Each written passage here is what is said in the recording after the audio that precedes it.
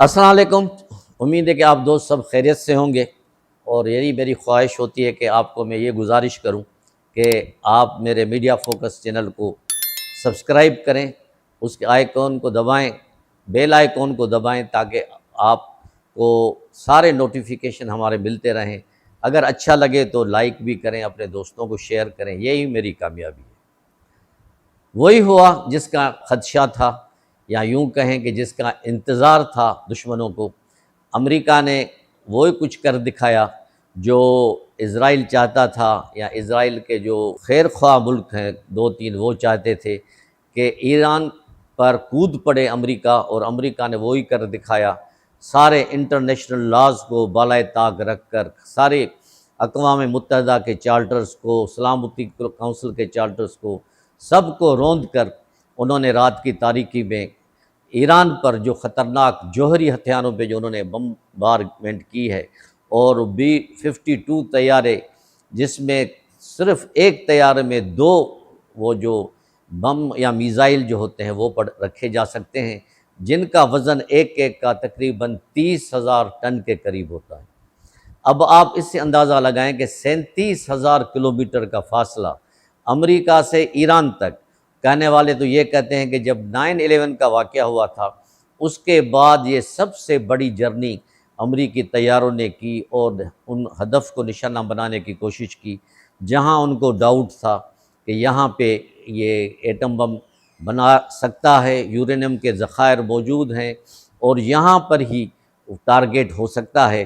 لیکن ایران بھی کوئی بچہ نہیں ہے۔ ایران نے بھی جب ایک ایسی چیزیں کر رہا ہے تو ان کو بھی یہ پتہ ہے کہ دشمن ضرور حملہ کرے گا، کیونکہ تابڑ توڑ ایران نے جو حملے کیے اسرائیل پہ، اسرائیل کو تقریباً تباہ کر دیا۔ اسرائیلی کئی شہر، خصوصاً تل ابیب، یروشلم، حنیفا، اور اس کے پس گردائی کے جو شہر تھے، گوٹھ تھے، گاؤں تھے، اور جو ان کے بڑے بڑے ذخائر سے مالا مال علاقہ تھا، ان کو تباہ کر دیا۔ اور اسرائیل اس پوزیشن پہ پہنچ گیا کہ آخر کار اس کو گڑگڑانے لگا امریکہ کو کہ آپ کسی بھی صورت میں حملہ کر دیں۔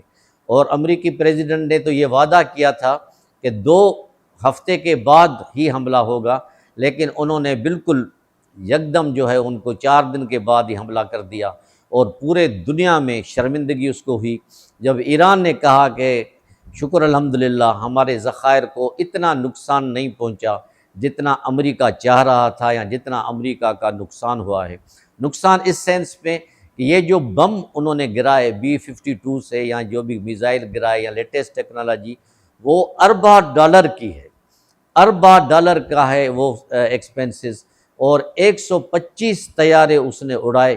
125 طیاروں کا فیول ہوگا، ان کے کیپیسٹی ہوگی، پھر نیوی کے انہوں نے میزائل تیار رکھے، اور اسرائیل پر اس کے بعد جو ایران نے حملہ کیا، تو کہنے والے تو یہ کہتے ہیں کہ اتنا بڑا حملہ کبھی بھی اسرائیل پہ کسی عرب ممالک نے نہیں کیا، چاہے وہ 67 کی وار ہو، چاہے وہ 73 کی وار ہو، یا اوج کی وار ہو، جس میں تقریباً 8 دن ہو گئے، 9 دن۔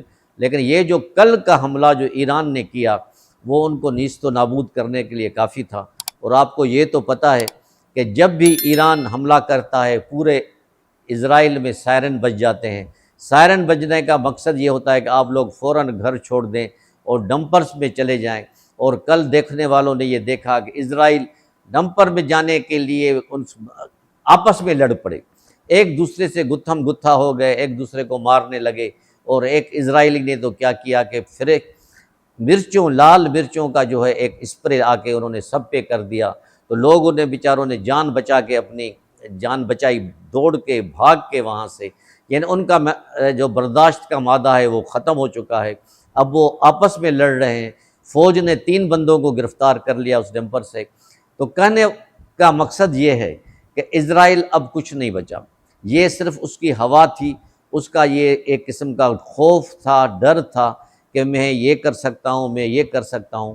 لیکن ایران نے اس کی چھٹی کا دودھ یاد دلایا ان کو۔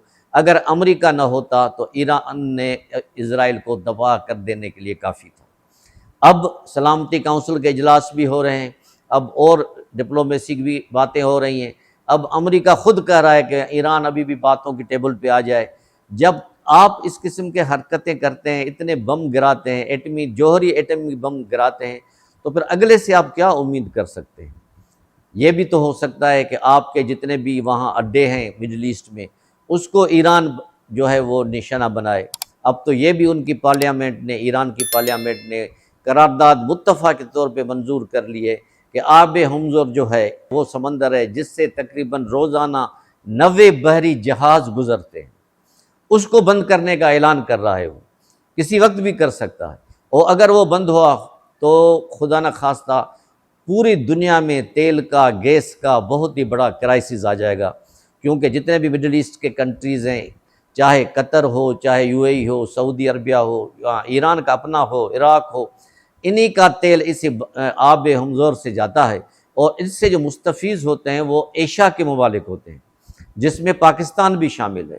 اور 20% تیل جو ہے روزانہ دنیا کو جو یوز ہوتا ہے دنیا میں، 20% آب ہمزور سے جاتا ہے۔ اب آپ کہنے والے تو یہ کہتے ہیں کہ اگر یہ بند ہوا تو تیل کی قیمت 75 سے زیادہ پر بیرل ڈالر ہو جائے گی، اور اگر ایران نے حملہ کر دیا، جوابی حملہ کیا امریکہ پہ، یا اتنا بڑا تباہی کی، تو ہو سکتا ہے کہ تیل کی قیمت $100 پر بیرل چلا جائے۔ اب آپ اندازہ لگائیں کہ $100 اگر تیل کی بیرل قیمت چلی جاتی ہے، تو پاکستان جیسے ملک یا سینٹرل ایشیا، جنوبی ایشیا جیسے ملک جو اس پوزیشن میں نہیں، ابھی انڈر ڈیولپ ہے، ڈیولپمنٹ میں بھی نہیں ہے، انڈر ڈیولپمنٹ کنٹریز ہیں، اس کی اکانومی کیا ہوگی؟ یہ بہت بڑا کرائسس ہو جائے گا۔ اور چائنا تو کے پاس جو تیل پہنچتا ہے وہ 65% سے زیادہ آب ہمزور سے جاتا ہے، تو چائنا کی کیا حالت ہو جائے گی؟ تو مقصد کہنے کا یہ کہ ایک یہ بڑا وننگ پتہ، ترپ کا پتہ ابھی ایران کے پاس ہے، اگر یہ استعمال ہو گیا تو پھر دنیا میں بہت کچھ بحران آ سکتا ہے، اکنامکلی، فوجی، معاشی، معاشرتی، یعنی ساری دنیا پیچھے چلی جائے گی۔ تو ضرورت اس بات کی ہے کہ امریکہ کو اتنی جلدی نہیں کرنی چاہیے۔ اگر اپنے آپ کو وہ سپر پاور سمجھتا ہے تو ابھی بھی امریکہ کے پاس ٹائم ہے، وہ دنیا کے ساتھ مل کے چلے۔ یعنی 14 ممالک اگر ایک طرف ہوتے ہیں سیکورٹی کونسل کے، ایک ملک اگر اس میں مخالف میں چلا جائے، منع ویٹو کر دے، تو 14 ملکوں کی کوئی ویلیو ہی نہیں رہے گی۔ یہ سارا کچھ امریکہ کر چکا ہے غزہ میں، غزہ فلسطین میں کئی قراردادیں اس طرح کی پاس ہونے والی تھیں، لیکن امریکہ کی مخالفت کی وجہ سے، امریکہ کے ویٹو کی وجہ سے وہ کوئی قرارداد عمل میں نہیں آئی، جس کا نتیجہ یہ نکلا کہ لاکھوں فلسطینی شہید ہو گئے، اور غزہ جو ہے کہ کوئی بھی ایک عمارت رہنے کے قابل نہیں ہے۔ اب وہ بیچارے کبھی کس ملک میں بھاگتے ہیں، کبھی کسی ملک میں بھاگتے ہیں، پوری دنیا خاموش ہے، اس میں ہمارے اسلامی ممالک بھی خاموش ہیں۔ ان کو بھی کچھ ایکشن لینا چاہیے، ان کو صرف مذمت سے بات نہیں بنے گی، اس کو تھوڑا سا آگے بڑھنا چاہیے، اپنا آئیڈینٹیفیکیشن دکھانی چاہیے۔ ہمارے معصوم مسلمان مر رہے ہیں، غزہ میں جو تکلیفیں ہو رہی ہیں، امریکہ میں جو امریکہ ڈائریکٹ انوالو ہو گیا ہے، تو ایران کی جو صورتحال ہے وہ ابھی تقریباً ڈو اور ڈائی والی ہے۔ ایران کی 5000 سال تک پرانی ہسٹری ہے، وہ امریکہ کو یا اسرائیل کو ایسے نہیں چھوڑے گا، وہ کچھ نہ کچھ ریٹیلیٹ کرے گا، جوابی کارروائی کرے گا۔ وہ جوابی کارروائی کس حد تک آگے جائے گی، اس کے پھر دنیا پہ کیا اثرات ہوں گے، وہ آنے والا وقت بتائے گا۔